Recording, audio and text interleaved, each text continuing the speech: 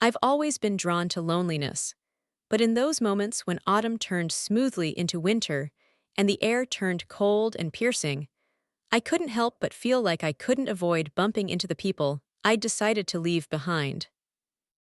At the end of the year, it became especially difficult for me, and every time I picked up a cold cup of coffee, sipped it, and looked at the screen of my smartphone, which had 7 missed calls from my mother, I wanted to get away from obsessive thoughts as quickly as possible. Of course, Mom always called at the moment when I had a lot of things to do, when I was trying to figure out projects at work, when deadlines threatened to close all doors in front of me. Working as a copywriter in an advertising agency, I finally achieved the level of independence I had been waiting for so long, and although the job was stressful, it was satisfying. Being able to control my time was a luxury I couldn't get enough of. When you have lived almost your entire life with your family, observing their claims and expectations, then such a luxury as freedom becomes priceless. But even at times like this, when I thought I could finally be myself, my mother invaded this world over and over again, which I was diligently trying to escape. This time, I didn't dare answer the phone right away. It was late, so I decided I needed to talk to her as soon as possible. Although I knew that every such conversation would take a lot out of me, I remember how during the last Christmas, when everyone was supposed to be in one rush, at some point I realized that holiday was just an empty word. All the adults were laughing, having fun, sharing bottles of wine, and I was the only one who had to take care of the kids. The task was assigned to me for a reason, but by right of the eldest. My family took it for granted, and no one, including my mother, thought about how it might affect me, but I've learned not to complain. I used to accept it as my responsibility, as my role in this picture. When I finally answered the phone, there was already the same note of mild reproach in my mother's voice. She always spoke as if I had to react immediately. "You finally picked up the phone," she said, as if it was a feat that I decided to talk to her at all. I immediately realized that the conversation would not go without another portion of reproaches, because it was their favorite activity. "I've called you several times," she continued, not even giving me a chance to get in a word. "I was at work," I replied, but I didn't really notice all the calls until after I finished my shift. But as usual, I hesitated to explain the details to her. "What are your plans for Christmas?" Mom asked with a special urgency in her voice that I didn't want to give in to. Why is she asking this question again? What does she want from me again? But I didn't answer right away, considering how best to act so as not to incur new claims. After all, I had been living my life for a long time, I had built my own world, and I wasn't going to destroy it in order to feel like a little girl again, who should do everything as her mother says. "I plan to go to the family home, as always," I said, although in fact, this year I was completely unsure of my plans. There was a pause in response. I could hear her thinking about what to say next, and immediately I felt more and more tension coming over me. And so, as always, she began to change the rules of the game. "Well, this year everything is going to be a little different," Mom said, and I felt an unpleasant feeling come over my head.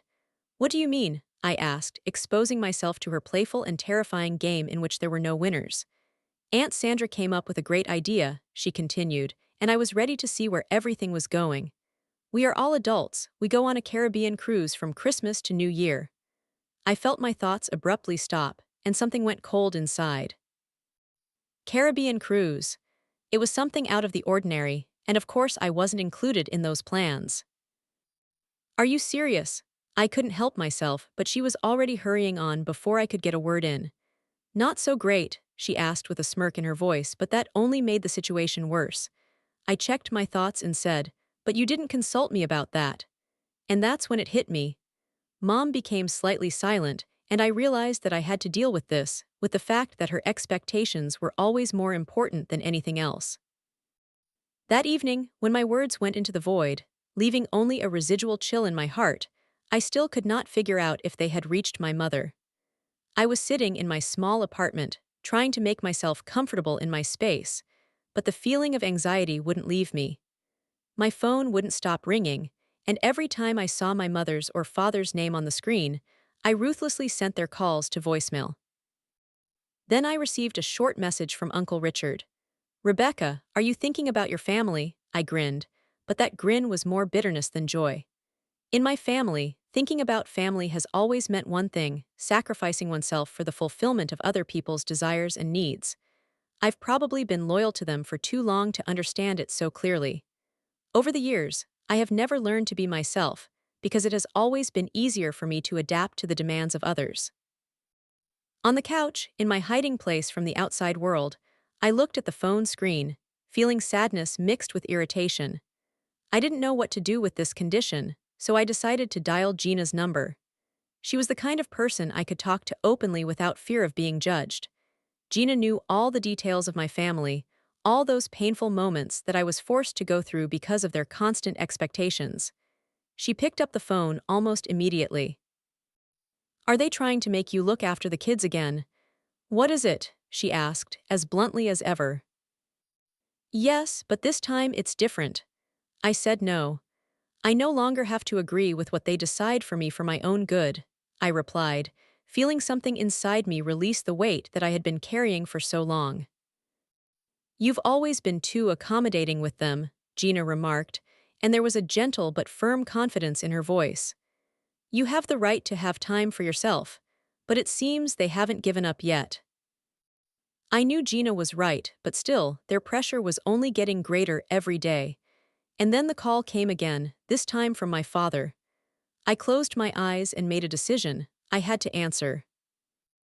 "Dad," I said, not waiting for his greeting, "my answer hasn't changed." "Rebecca," my father's voice was soft, calm, even somewhat lulling. "We just want you to show some compassion for the family." I felt something tighten in my chest, but I didn't let myself give up. I could no longer be the one who always succumbed to these requests, this emotional manipulation that shrouded all my decisions like a fog. "I lack compassion when you don't respect my time or my plans," I replied firmly, but with restraint, trying to remain calm despite the surge of emotions. "Okay, let's spend this year apart," my father said. "But could you come just for Christmas morning? The kids really want to see you." I thought about it. This suggestion sounded reasonable, there were no hidden tricks in it. My children, as they always liked to say, were more important to him than anything else in the world, and perhaps it was an attempt to keep in touch after all. I felt something in my heart gently give in, but I decided that my conditions should remain unchanged. "Okay, I'm only coming for Christmas morning, but stop asking me to look after the kids," I said, and I could hear the relief in my father's voice. "Thank you," he said, and without waiting for his reply, I hung up. I sat in silence, feeling the tension ease a little, but at the same time I was strangely uneasy. It was too easy, too fast, as if I had just been thrown off my shoulders. Did my words really reach him? I could have doubted the sincerity of this decision, but I decided not to worry. I had clearly defined my boundaries, and that was enough. The weeks before Christmas passed for me in a kind of half-asleep state. I kept communication with my family to a minimum, avoiding unnecessary conversations and meetings. The only confirmation that I was still a part of their lives were text messages from my parents. There were no more requests or instructions in these messages, only dry phrases that did not contain any hint of manipulation. It was a new stage, and I was ready to accept it, even with caution. On Christmas Eve, before going to bed, I texted my parents. "I'll be there around 11 a.m. The reply came quickly, and it was a message from my mother. "Understood, Rebecca, we look forward to seeing you tomorrow." I smiled, even though I understood that relations with my family had always been difficult. Time did not erase their sharp edges, but I was ready for reconciliation in the spirit of Christmas, keeping my boundaries. And that was important to me. The next morning, I woke up early, with a slight anxiety in my heart, as if something invisible was hanging in the air. I carefully packed the gifts and loaded them into the car. I chose the gifts for the children with special care. Nicole got a set of the latest youth novels that she wanted so much. Chris got a new Lego set. And for Alex, I chose a stuffed toy that he had been dreaming about for a long time. On the way to my parents' house, I thought that maybe Christmas could be the beginning of something new for me and my family. I was sitting on a kitchen chair, clutching the phone in my hand so that my fingers turned white, feeling the blood pounding in my temples, filling my head with a weight of anger and despair. I was shaking from anger, from impotence, from the realization that I had been betrayed in the most brazen and vile way, that all my words, all my boundaries had been ignored, that I had been used as a convenient tool, completely disregarding my desires. I closed my eyes, trying to deal with the storm of emotions, and took a deep breath. They're still at the airport. This was my chance. I stood up slowly, feeling my legs wobble slightly from the adrenaline rush. I forced myself to take a few deep breaths before leaving the kitchen. In the living room, the children were already enthusiastically unwrapping presents, laughing and chatting among themselves, as if nothing unusual had happened. They were too young to understand the depth of the meanness committed by their parents, and I couldn't get mad at them. They were innocent. Their joy was genuine, but I was an adult, and at that moment I was responsible for what would happen next. "Are you okay?" Nicole asked, looking up at me with big, serious eyes. "Yes, I'm fine," I replied, softening my voice. "I just talked to your grandmother. They'll be back soon." "Really?" Chris asked, looking at me with slight concern. "Really?" I nodded, deciding that this lie was necessary right now. "In the meantime, let's collect the toys and see what else you got." It distracted them. The children were immersed in their toys again, and I, glancing at the clock, took a few quick steps to the hallway, grabbed my bag and started checking if I had everything I needed: documents, keys, phone, wallet. I didn't know how it would end, but I knew for sure that I wasn't going to wait and let them do whatever they wanted with me. The minutes dragged by painfully slowly. I couldn't sit still. I walked around the room, trying not to look at the children, because every time I saw their happy faces, my heart ached. They have no place in this chaos. They should not suffer because of their parents' irresponsibility. I forced myself to focus on time. The clock showed 11:27. Half an hour had passed. They had to make a decision. I called my mother again. She answered almost immediately, her voice agitated, but still with that note of authority that I couldn't stand. "Rebecca, we're trying to figure something out." "You have 30 minutes left," I said calmly but firmly. "If you are not back at the house by 12:00, I will go to the police." "But you do understand that we can't do this so quickly." "I won't listen to anything else. It's your choice." I've dropped the call. I knew I had done the right thing, but everything inside was shaking. By 11:50, I started packing the kids' things. I didn't want to scare them. I didn't want them to feel like something was wrong, but I couldn't wait any longer. "Where are we going?" Alex asked as I was buttoning his jacket. "We're just going for a little car ride." I smiled, trying to sound as casual as possible. But before I could open the doorbell rang. I opened it. My mother stood in the doorway, out of breath, with disheveled hair, and my father loomed behind her, looking tired and angry. I crossed my arms over my chest, not letting my emotions get the better of me. "You're back." "Rebecca's you weren't really going to," my mother began, but I interrupted her. "I was going to, and if you had been even a minute late, I would have already been on the road with the kids." Mom turned pale. My father was silent, but in his eyes I saw not only fatigue but also something like respect. "I'm sorry," she muttered. I looked at her for a long time, studying her. I wanted to believe that she was truly remorseful, but I knew her too well. It was a regret for a disrupted vacation, not a betrayal. "Go away," I said in a flat voice. "I don't want to see you." "Rebecca," her mother began again, but her father put his hand on her shoulder. "Give her time," he said softly. I didn't let myself cry until they were gone. I didn't let myself snap until I closed the door. I didn't let myself fall to my knees while the kids were around. But something has changed inside me, forever. I stared at the screen, feeling my heart beating so hard in my chest that it seemed to echo in the silence of the apartment. My fingers were still shaking after I clicked publish. I've never brought family disagreements out in public before, and I've never allowed myself to tell others about what happened behind the closed doors of the house in which I was raised. But today was different. Today I broke the silence because I could no longer allow them to distort reality, to turn me into a monster who allegedly rejected my family on a sacred holiday. It took several minutes before the first reactions appeared. Likes, comments, reposts. Some people supported me, others were surprised, some were perplexed, and some openly condemned me.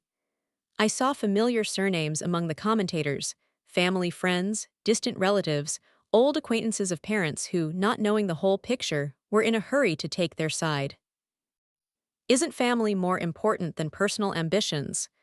They raised me, and in the end, such a betrayal. Rebecca, you could have shown sympathy. They're just kids. I gritted my teeth, feeling my insides turn over. Of course, they don't know the whole truth. They see only my mother's complaint, only her wounded emotions, her artfully written words that make me a heartless person. But soon other voices began to appear among the comments, those who really knew me, those who had seen my many years of sacrifice. Rebecca doesn't have to be a babysitter just because she doesn't have children of her own. Parents should have agreed in advance, and not to frame their adult child. Manipulation and coercion is not what is called caring for a family. The support of friends and strangers made me take a deep breath. I wasn't alone in this. I wasn't crazy, I wasn't selfish, as my mother tried to portray me. But I knew that this silence wouldn't last long. And sure enough, half an hour later, the phone exploded with calls. Mom, Dad, Aunt Sandra, even Uncle Richard, who usually tried to stay away, sent a short message. Rebecca, this is too much, call me. I ignored the calls, but a minute later I received another message, this time from my father. Delete it, right now. I stared at the screen, feeling the anger boil up inside me again. Delete it, to let them rule my life again, to silently accept all their decisions that they've been forcing on me for years. No. The phone rang again. Mom, I bit my lip and answered anyway. Have you lost your mind? She hissed without even saying hello. Do you have any idea what you've done? You've thrown the dirt out for all to see. It's a shame. Shame? I grinned, clutching the phone tighter. It's a shame to leave your children and go on vacation, leaving them with a man who clearly said no. Shame is not respecting the boundaries of another adult. The shame is what you did to me. We were just counting on your help. No, you expected me to swallow this in silence, as I have done for all 28 years of my life. But I'm not the same anymore, Mom. I won't let you use me. There was a heavy pause on the other side, and then Mom spoke in a completely different tone. Soft, offended, the one she used when she wanted to make me feel guilty. Rebecca, I didn't mean to. I just thought you wouldn't leave us at a time like this. I won't leave, I shuddered, feeling the words stick in my throat. Can you hear me at all? You left the children. You're gone. You didn't think about the consequences. And now that I've told the truth, do you want to make me feel guilty again? Baby, please, let's not fight. Let's just delete this post and everything will be forgotten. No, Mom, I won't delete it. I heard her sigh heavily. Do you understand that now? Now everything will be different. Yes, I understand. I heard her sob on the other end of the line, but she didn't say anything else. She just silently passed out. I put the phone down on the table and took a deep breath. What now? Now my family will consider me a traitor. Now they will whisper behind my back, tell relatives and friends about how I behaved terribly. Now, maybe our relationship will never be the same. But maybe it's even for the best. I'm not their toy anymore, not their handy tool, not a free babysitter. I am me. And for the first time in a long time, I felt like it really mattered. I stared at the screen of my phone, feeling a strange, almost paralyzing wave of emotions rising inside. My mother. my stubborn, unbending mother who was always sure she was right, who never admitted mistakes, who could convince anyone of anything, now publicly wrote that she was wrong. I read her words over and over again as if I couldn't believe my eyes, feeling something heavy, warm, almost painful spreading in my chest. It couldn't be true. Did all this really happen? Did she really realize how terrible she had done? I took a deep breath, forcing myself not to jump to conclusions, not to give in to surging feelings, not to allow myself to hope too early. I knew my mother. She could apologize if she felt it would be good for her. This post could have been just another attempt to smooth things over, shift responsibility, and make everything look like a small family misunderstanding that wasn't worth paying attention to. And yet, I felt that there was something real in this apology, even if only a little. My phone vibrated again. Messages, comments, mentions, everything merged into one endless stream. I didn't know what to do. Should I reply, keep quiet, should I call her? Instead of reacting immediately, I decided to give myself a few minutes to process what had just happened. Soon, there was a call from Gina. "Did you see that? What is it?" she asked without preamble, and I could hear the genuine shock in her voice. "Oh, yes. I'm just shocked. Your mother, did she really write that? Publicly?"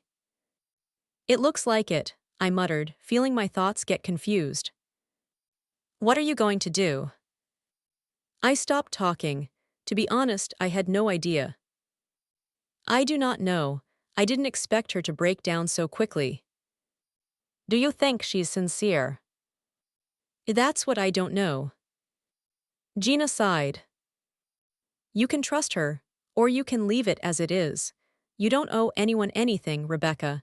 This is your life, your boundaries. If you feel like you're not ready to forgive yet, you don't have to do it just because she apologized in public." I knew she was right. "I'll think about it. Thank you, Gina." "You're welcome." We said goodbye, and I was left alone with my thoughts again. Social media continued to seethe. Dozens of messages appeared in the comments to my mother's post. Someone praised her for her courage to admit a mistake, someone doubted her sincerity, and someone still accused me of making my family look bad. I saw familiar names. Grandma Barbara, my grandpa Frank. They wrote that they were proud of me, that they were glad that I was finally able to stand up for myself. And then I decided. I opened Facebook again and started writing. I am grateful to everyone who supported me in this situation. It was a difficult day, and I did not expect that my personal decision to declare my borders would find such a response from so many people. I've always believed that family is about love and respect, but it's only now that I realize that respect should be mutual. My mother apologized. It means a lot to me, but apologies are not the final point, but only the beginning of a long journey. Trust is not restored in a single post on social media. It takes time. I am not angry. I'm just tired of being the kind of person who is used and taken for granted. I hope that this story will serve as a lesson not only for me, but also for anyone who has ever encountered such a thing. We don't have to sacrifice ourselves for someone else's comfort. Thank you all for your support. I reread what I wrote. Yes, these were my thoughts, honest, without unnecessary emotions, without a desire for revenge or to seek recognition. My fingers were shaking again when I clicked publish. I wasn't afraid anymore. I was sitting in my apartment, staring at the phone screen, feeling a dull rage boiling inside me, mixed with despair and fatigue. They didn't just misunderstand. They didn't just ignore everything that happened. They decided to go on the attack, make me look like a monster, making themselves victims. My parents, aunt and uncle, the people who used me for years, manipulated me, forced me to obey their will. Now openly threw mud at me, twisted facts, distorted reality so that I looked ungrateful, moody, vindictive. I reread their posts again. What a shame to sue a family over such a small thing. Rebecca had completely lost touch with reality. We only asked her to help us, and now she's making monsters out of us. This is the worst Christmas of our lives.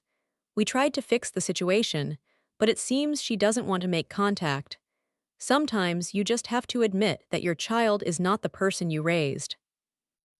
I never thought that the person I thought was my own would be so cruel. At what point did our Rebecca become like this? I felt my hands shaking, and I clenched my teeth, forcing myself not to react impulsively. I couldn't let them drag me into this dirty game. Taking a deep breath, I picked up the phone and dialed Grandpa Frank's number. He answered almost immediately. "Rebecca, I've been waiting for your call." I closed my eyes, feeling a lump rise in my throat for a moment. "Did you see that?" My voice was strained, but I tried to control myself. "I saw it," he sighed heavily. "This is unacceptable. They didn't just misunderstand, they decided to destroy you publicly. Your grandmother is furious, she hasn't talked to them since morning. I've been trying to call your dad, but he's not answering."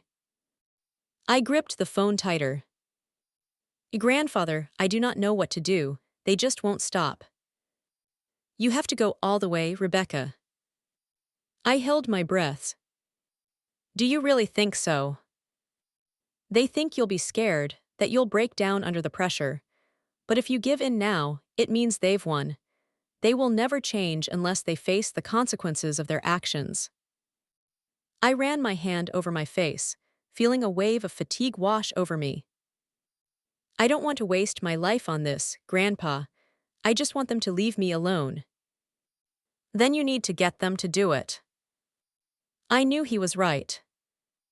After the call, I didn't waste any time and contacted Vanessa Gale again. "They continue to publicly slander me," I told the lawyer, sending her screenshots of my parents', aunts', and uncles' posts. "They call me ungrateful, emotionally unstable, and claim that I falsified history. They do it intentionally."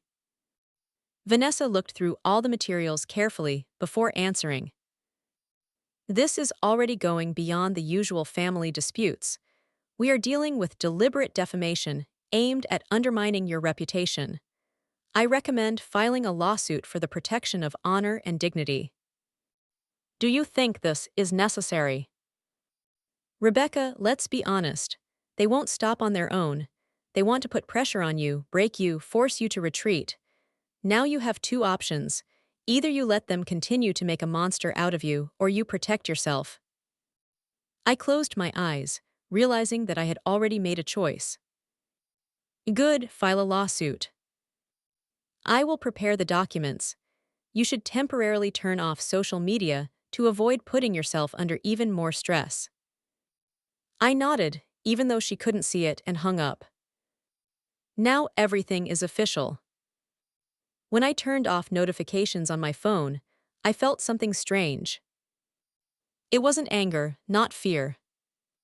It was a relief. A few days passed, and news of my lawsuit began to spread. The family was furious. Mom tried to call me again, but I didn't pick up the phone anymore. But my father called me. "You really did it." His voice was hollow, full of tension. "Yes, I really did it. Do you understand that there is no turning back now?" I grinned, even though something was still hurting inside. "There was no turning back from the moment you left the children and flew away on vacation, knowing that I refused to babysit them." He was silent for a few seconds. "Do you hate us?" "No, Dad. I just won't let you use me anymore." He sighed heavily. "Well, then we'll meet in court." I heard him switch off. I slowly put the phone down on the table, closed my eyes, and took a deep breath. Everything has changed. Forever. I stood on the steps of the courthouse, breathing in the cold morning air, feeling two completely opposite feelings intertwine in my chest, heaviness and relief. It's all over. The judge ruled in my favor, set boundaries that my family had refused to recognize for years, silenced them when they would prefer to continue spreading lies, but at what cost? I felt like a winner, but at the same time, it was empty inside, as if I had just burned the bridge that connected me to the past, and now only smoldering coals remained of it. My grandparents were standing next to me, the only family members who unconditionally supported me from the very beginning. Grandpa squeezed my shoulder as a sign of support. "You did the right thing, Rebecca," he said, his voice full of firm confidence. "Time can heal a lot, but you must always remember that no one has the right to deprive you of dignity." I nodded, but deep down, it was hard for me to believe that time would really make a difference. Grandma gently took my hand, her eyes filled with concern. "We know how hard it is for you right now, honey," she said softly, "but we're proud of you. You're the first one in the family who dared to say no." I smiled weakly. I didn't want it to go that far. "It's not your fault," Grandpa interrupted. "They made their choice.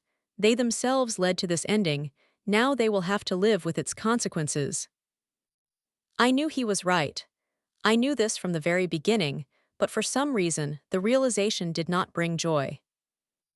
It's been a few weeks. I returned to my usual life, but it was no longer the same. I felt like I had lost something important, but at the same time gained something more valuable: freedom.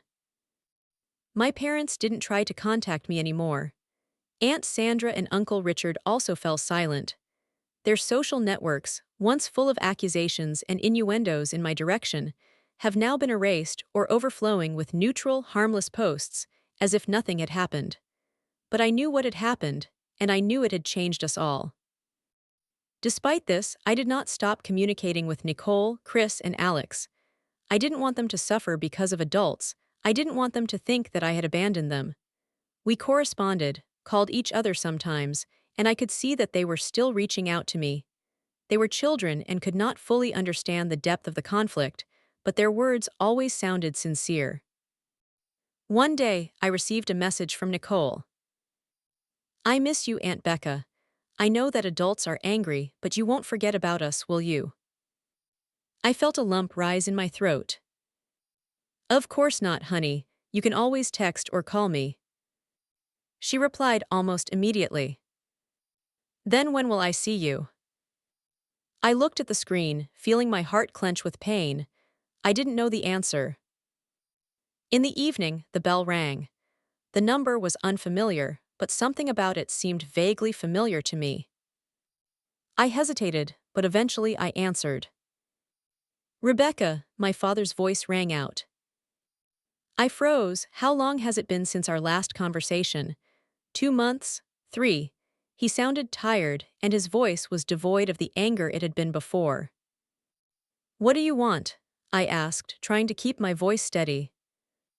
He paused. "I just wanted to know how you were."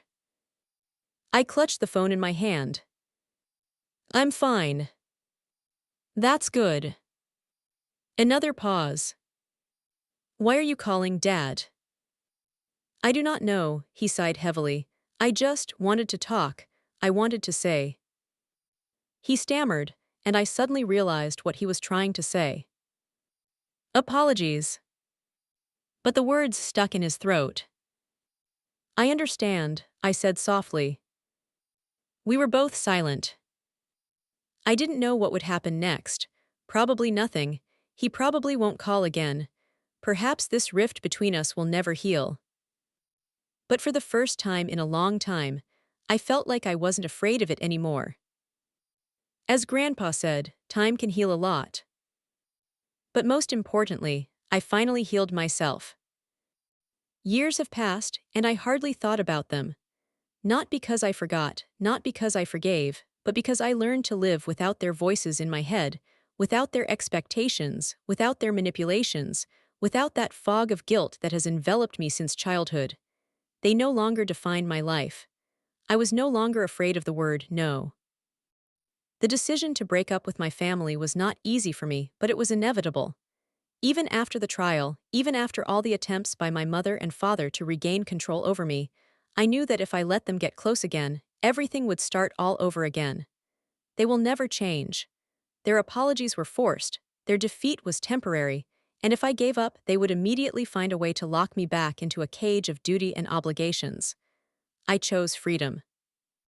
The trial changed not only my life, but also theirs. After the verdict, the world they had so carefully built around themselves began to crumble. My father, James, who prided himself on his impeccable reputation in the company all his life, turned out to be an outcast. His colleagues no longer looked at him with respect, his authority was undermined, and trust was lost. He was forced to take early retirement, and after a few months he disappeared from the business environment altogether, as if he had never existed. My mother, Debbie, lost everything she valued so much: respect in society, influence, status. She was expelled from the parents' committee, she was ignored, and those who once flatteringly called her a friend turned away from her. People didn't want to deal with her, because now she was not a strict but respected mother, but a woman who manipulated her own daughter, bullied her on social media, and lost the court. Aunt Sandra and Uncle Richard, who had counted on the support of their friends and clients all their lives, saw their world narrowing. People stopped coming into their store, financial difficulties increased, bills came one after another, and soon they could not pay the mortgage. The store had to be closed. They sold the house and moved to a cheap apartment in the suburbs, far from the life they were used to. The irony was that they had created their own destiny. I wasn't taking revenge, I wasn't trying to destroy them. They did it with their own hands, with their own words, with their own attitude. I didn't distance myself from everyone. Grandma and Grandpa remained close people to me, the ones who supported me when it was most important. I often visited them, especially after Grandfather's health began to deteriorate. We had tea on his veranda, as we used to when we were kids, and we talked about life, books, and people, and he always said, "You made the right choice, Rebecca. They just reap what they sow." I didn't know if he felt deep down regret for the way our family had turned out, but he never tried to convince me to come back. He respected my decision, and that was enough. But most of all, I was grateful that I was able to keep in touch with the children. As Nicole, Chris, and Alex grew up, they began to see for themselves who their parents really were. Nicole left home at 18, saying she didn't want to live under her mother's control, and moved in with me. I saw in her a reflection of myself, the same struggle for independence, the same thirst to be heard, and I did everything to help her feel safe. Chris and Alex were also gradually moving away from their parents. Chris went to college and tried to come home as little as possible. Alex found any excuse to spend more time with friends. They couldn't understand the depth of what had happened between me and their parents, but they felt that something was wrong, and their trust in the family was gradually fading. That wasn't my goal. I didn't want them to hate their parents, I just didn't want them to become the same. 10 years later, I was living a life I could never have dreamed of. I built a successful career, did what I loved, traveled, wrote, surrounded myself with people I chose, and not those with whom I had blood ties. I had a house filled with light and laughter, a husband who respected me and never tried to put me in a box, the daughter I raised not in fear of judgment, but in the freedom to be myself. I looked at her, at this little life we had created, and I knew she would never feel obligated to me. She will never grow up in an atmosphere of guilt and debt. She'll never hear from me. "You have to." Sometimes the past caught up with me. I could wake up in the middle of the night, remember the Christmas holidays when I was 10, 15, 20 years old, remember how I ran around the house, calming the children while the adults were having fun, remember how my mother looked at me reproachfully if I ever allowed myself to refuse. But every time I said to myself, "You made the right choice." I discussed this with my therapist, trying to figure out why I'm still sometimes drawn to places where I no longer belong. "It's natural," he said one day. "You didn't just break up with them. You've lost your family. You've robbed yourself of something that should have been the most reliable thing in the world. But sometimes you have to leave to save yourself." I thought about his words and finally said, "There is no place in my life for those who treated me like I should, and maybe it seems cruel, but it was necessary." He nodded. "And you don't regret it?" I smiled. And no. I walked down the street, holding my daughter's hand, while the evening city was immersed in the soft light of the lanterns. Christmas carols could be heard in the distance, people were laughing, carrying bags of gifts, the snow was crunching underfoot, and I felt an amazing calmness. I wasn't afraid of December anymore. I was no longer waiting for a call demanding to return. I didn't feel guilty anymore. I was free.